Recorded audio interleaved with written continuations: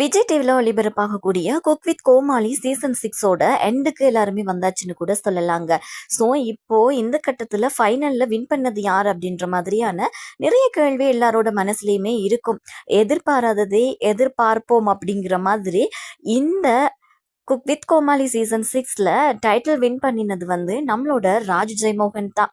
So ராஜுவை பொறுத்த வரைக்குமே ஒரு நல்ல ஒரு காமெடி ஆர்டிஸ்ட் அண்ட் ஒரு அசிஸ்டன்ட் டைரக்டர் அப்படின்னு சொல்லி பல பரிமாணங்களை கொண்ட ஒருத்தர் தான். பிக் பாஸ் சீசன் 5ல போட்டியாளராக களமிறங்கி மக்களோட மனசை வென்று டைட்டிலையும் ஜெயிச்சாரு. பிக் பாஸ் நிகழ்ச்சிக்கு பிறகு வெள்ளித்திரையில ஹீரோவா அறிமுகமான இவர் குக் வித் கோமாளி சீசன் 6ல போட்டியாளராக என்ட்ரி கொடுத்தாரு.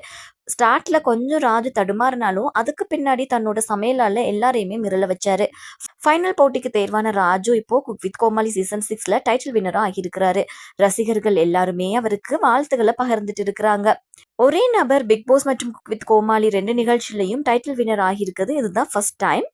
இவரோட பரிசு தொகையை பார்த்தோம் அப்படின்னு சொன்னா 5 லட்சம் ரூபாய் பரிசு தொகையை அப்படியே தட்டி தூக்கிட்டு போயிட்டாருன்னு கூட சொல்லலாங்க.